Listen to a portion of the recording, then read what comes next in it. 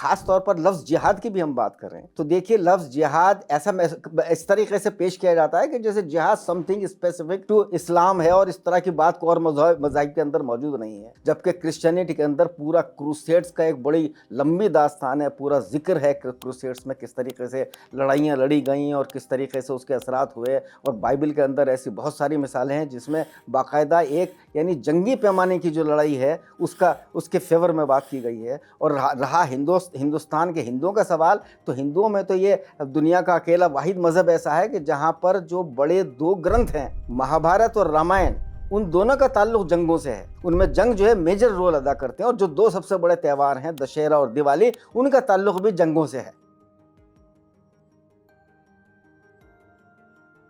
आजकल मौलाना महमूद मदनी के एक बयान पर एक ज़बरदस्त किस्म की कंट्रोवर्सी चल रही है पूरे मीडिया के अंदर। और जैसा कि आम तौर पर होता है कि कोई मुस्लिम रहनुमा अगर कोई स्टेटमेंट दे देता है तो उसको एक गलत तरीके से उसको पेश किया जाता है और उसके अलग माने निकाल कर उसको मुसलमानों को, पूरी कौम को बदनाम करने की कोशिश की जाती है। मौलाना महमूद मदनी का जो स्टेटमेंट था जिसमें उन्होंने जिहाद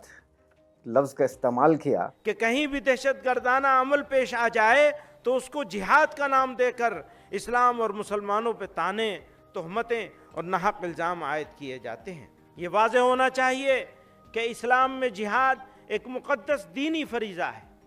जिहाद कुरान में कई मानों के लिए इस्तेमाल हुआ है, लेकिन जिस माने के लिए भी इस्तेमाल हुआ है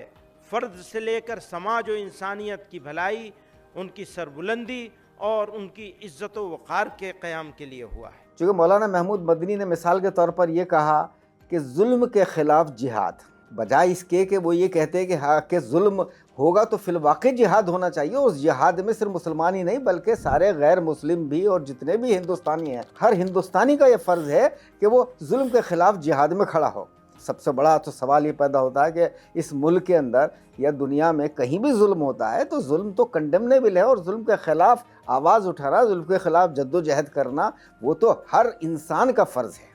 जहाँ तक जिहाद की बात है, देखिए मैं थोड़ा सा इसकी वजाहत करना चाहूँगा कि जिहाद लफ्ज़ को पूरी दुनिया के अंदर, चूँकि दुनिया में 3-4 फोर्सेस ऐसी हैं कि एक तरफ वेस्टर्न फोर्सेस हैं, उससे पहले एक लेफ्टिस्ट फोर्सेस भी बहुत ज़्यादा एक्टिव थी इस मामले के अंदर, और हिंदुस्तान में एक ख़ास किस्म की फोर्सेस हैं जो पूरी तरीके से एक इस्लाम को बदनाम करने की कोशिश करते हैं, उसमें ये तासुर देने की कोशिश करते हैं कि जैसे इस्लाम के अंदर एक वायलेंस बड़ा प्रिडोमिनेंट है। रियलिटी ये है कि अगर पूरा पिछले 150-200 साल की हिस्ट्री उठाकर देखें तो सबसे ज़्यादा वायलेंस करने वाली ताकतें वेस्टर्न फोर्सेस रही हैं या जो हैं लेफ्टिस्ट फोर्सेस रही हैं, कि जिन्होंने पूरी दुनिया में पिछले 150-200 साल के अंदर तकरीबन जितनी जंगें हुई हैं उनमें इन्हीं फोर्सेस का हाथ रहा है, जिसके नतीजे के तौर पर 2 करोड़ से ज़्यादा लोग मारे गए हैं। ये आप फिगर्स कहीं भी चेक कर सकते हैं। हिंदुस्तान के अंदर भी पूरा आज़ादी के बाद से लेकर अब तक जितने भी राइट्स हुए हैं, वायलेंस हुए हैं, उनमें अगर पूरी फिगर्स उठाकर देख लेंगे तो ये मालूम होगा कि मरने वालों की तादाद में 75% से ज़्यादा मुसलमान हैं और बाकी गैर मुस्लिम हैं। तो जो वायलेंस है, वायलेंस में फिर ख़ास तौर पर लफ्ज़ जिहाद की भी हम बात करें तो देखिए लफ्ज़ जिहाद ऐसा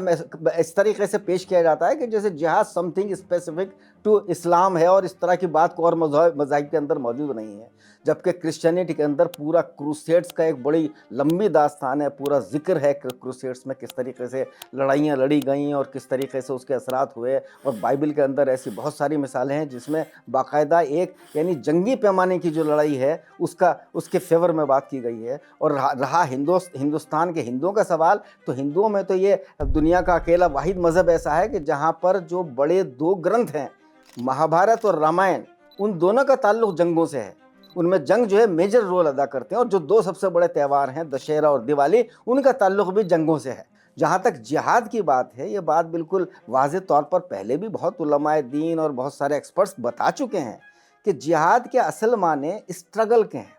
स्ट्राइव करने के, उसका अंग्रेज़ी में यानी जद्दोजहद करने के। کسی بھی اس قرآن کے اندر جب ہم غور کرتے ہیں تو قرآن کے اندر 3 قسم کے مین جہاد کے طور پر نظر آتے ہیں، جس میں پہلا جہاد جس کو کہا گیا کہ نفس کے خلاف جہاد، اپنے نفس کے خلاف، یعنی اپنی ذات کے اندر، انسان کے اندر چونکہ بہت ساری انسان کی کمزوریاں ہوتی ہیں اور اس کمزوریوں کے نتیجے کے طور پر اس کے بہت ساری غلط عادتوں کا شکار ہو جاتا ہے اور بہت سارے غلط سوچ اس کے اندر پیدا ہو جاتی ہے، اس کے اندر بہت ساری ضدیں پیدا ہو جائیں گی، دوسروں کے لیے حسد پیدا ہو جائے گا، اس کے اندر وہ کئی بار وائلنس کے لیے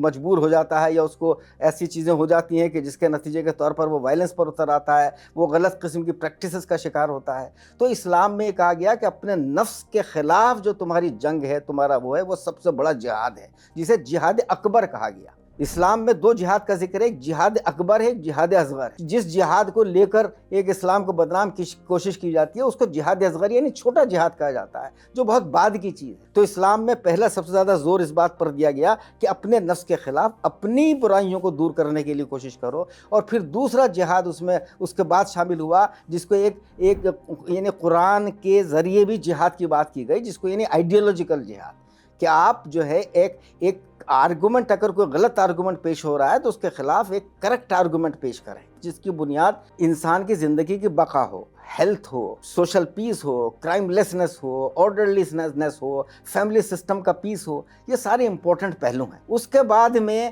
پھر جو ہے اسی کے آگے چل کر جب اس کی بات ہوتی ہے تو پھر اسلام میں آتا ہے کہ سوشل جہاد، جس میں سب سے زیادہ زور دیا گیا امر بالمعروف اور نہی عن المنکر کے اوپر، یعنی اچھی چیزوں کے فیور میں کیمپین کریں اور برائیوں کے خلاف کیمپین کریں۔ تو جہاد لفظ کا اصل میننگ کیمپیننگ ہے، وہ کیمپیننگ جو پیسفل کیمپیننگ ہوگا، اور صرف بہت مخصوص حالات ایسے ہیں کہ جس میں اس کی اجازت ہوگی کہ آرمڈ کیمپین کی، وہ مخصوص حالات ظاہر ہے وہ بھی بالکل اس کے اصول بنیادی طور پر بیان کر دیے گئے ہیں کہ اگر آپ کے اوپر حملہ ہوتا ہے تو آپ ظاہر ہے کوئی بھی دنیا کی قوم ہوگی، کوئی بھی دنیا کی حکومت ہوگی، چاہے وہ ریلیجس بیسڈ ہو چاہے وہ نان ریلیجن بیسڈ ہو، وہاں پر اگر حملہ کیا جائے گا تو حملے کا جواب دینے کی بات سب جگہ کی جائے گی، اس میں کہیں ایسا نہیں کہ اس کی بات نہ کی جائے۔ تو اس کے جواب میں دوسری بات یہ کی گئی کہ اگر کسی قوم کے اوپر بہت زیادہ مظالم ہو رہے ہیں، ناانصافی ہو رہے ہیں، تو ان کے لیے بھی آپ ایک لمیٹڈ قسم کا ایک جہاد استعمال کر سکتے ہیں۔ اور اس کے علاوہ اگر جو ہے آپ کو کوئی ٹریٹی ایسی کی گئی جس کے نتیجے کے طور پر بہت وائلنس پیدا ہونے کا خطرہ ہے یا پیس کے ٹوٹنے کا خطرہ ہے، تب آپ کو اس بات کی اجازت وقتی طور پر دی جا سکتی ہے۔ لیکن اس میں بھی یہ بات کی گئی کہ اگر خاص طور پر قرآن کی آیتیں موجود ہیں ایسی بہت کہ جن میں بات کی گئی کہ اگر جنگیں بھی ہوں گی تو جنگ میں بھی اگر جو پہلا موقع آئے گا ہاتھ تو اس میں پیس اختیار کر دینی چاہیے فوراً۔ اگر دوسرے جو آپ کے خلاف جو طاقت لڑ رہی ہے وہ جیسے ہی اشارہ کرے یا وہ جیسے اس بات کے لیے راضی ہو تو فوراً امن کی طرف راغب ہو جائے۔ تو جہاد تو ایک بہت پازیٹیو ٹرم ہے اور دنیا میں ہر اس میں جہاد کیا جاتا ہے۔ جہاں تک ہندوستان میں ایک خاص قسم کی ایک جو فورسز ہیں وہ جہاد کے بارے میں بات کر رہی ہیں، تو ان کو بھی میں بتانا چاہتا ہوں کہ ہندو دھرم میں دھرم یدھ ایک بہت امپورٹنٹ بات اس کے بارے میں کہی جاتی ہے۔ اور میں تقریباً 6-7 سال پہلے بنارس ہندو یونیورسٹی کے ایک سیمینار میں تھا، اور وہاں پر بہت سارے ہندو اسپیشلسٹ انہوں نے اپنی ٹاکس دیں، اور اس میں یہ بات انہوں نے بہت زور شور سے گئی کہ ہندو دھرم صرف دھرم شاستر نہیں سکھاتا بلکہ شستر شاستر بھی سکھاتا ہے۔ اور انہوں نے یہ بھی بات واضح کی کہ شستر ہی نہیں استر، یعنی وہ شستر اور استر میں بھی فرق کر رہے تھے کہ شستر کا مطلب ہے ڈیفینسو ویپن، لیکن استر کا مطلب ہے اوفینسو ویپن، کہ استر کا بھی استعمال کیا جا سکتا ہے۔ تو اس لیے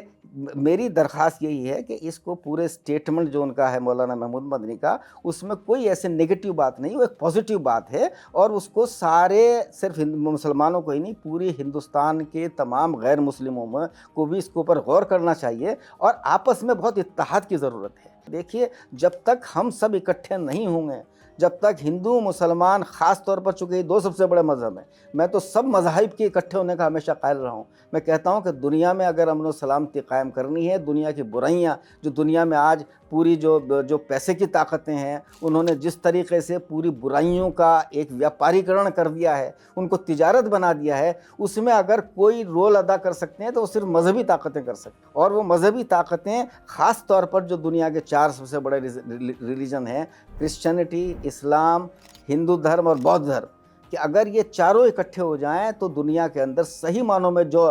امن ہونا چاہیے، جو شانتی ہونی چاہیے، جو پیس ہونا چاہیے، وہ پیس قائم ہو سکتا ہے۔ اور ہندوستان میں چونکہ ہندو اور مسلمان سب سے بڑی دو طاقتیں ہیں، اگر ہم یہ انیشیٹو لے لیں، ہم یہ فیصلہ کر لیں کہ ہم لڑیں گے، ہم جو شراب اور نشے کے خلاف لڑائی لڑیں گے، ہم جوئے کے خلاف لڑائی لڑیں گے، ہم جو تمام جو ہے پروسٹیٹیوشن چل رہا ہے یا جس قسم کی جو اور بہت ساری برائیاں چل رہی ہیں ان کے خلاف لڑائی لڑیں گے، ہم جو ہے انکم انیکوالٹی آگے نہیں بڑھنے دیں گے، اس کو روکنے کے راستے کی رکاوٹیں کریں گے، تو کوئی وجہ نہیں کہ ہندوستان کے اندر ایک مثالی ایک امن و سلامتی کا ایک پورا منظر قائم ہوگا جو ہم دنیا کے سامنے پیش کر سکتے ہیں۔ دیکھیے جہاد ایک بہت ہی ایک پازیٹیو ایک پورا اس کا پورا کانسیپٹ ہے۔ ہماری یہ ذمہ داری ہے کہ ہم ہر برائی کے خلاف جہاد کریں، ہر بیماری کے خلاف، ہر انکم انیکوالٹی کے خلاف، سب چیزوں کے خلاف جہاد کریں۔ اس جہاد کے معنی دوسرے معنوں میں اگر میں ہندوؤں کی طرف سے کہوں کہ ان تمام برائیوں کے خلاف ہمیں دھرم یدھ کی بھی ضرورت ہے، اگر میں کرسچنس کی طرف کہوں کہ ان سب چیزوں کے خلاف ہمیں کروسیڈ کی بھی ضرورت ہے۔ تو یہ ساری چیزیں ایک پازیٹیو چیزیں ہیں، ان کو پازیٹیو وے میں، اس کو وائلنس سے بالکل نہ جوڑیں، وائلنس کو بالکل ایک طرف رکھیں۔ جو ہندوستان کی ڈیموکریسی کے دائرے میں رہتے ہوئے جو کیمپیننگ کے طریقے ہیں، وہ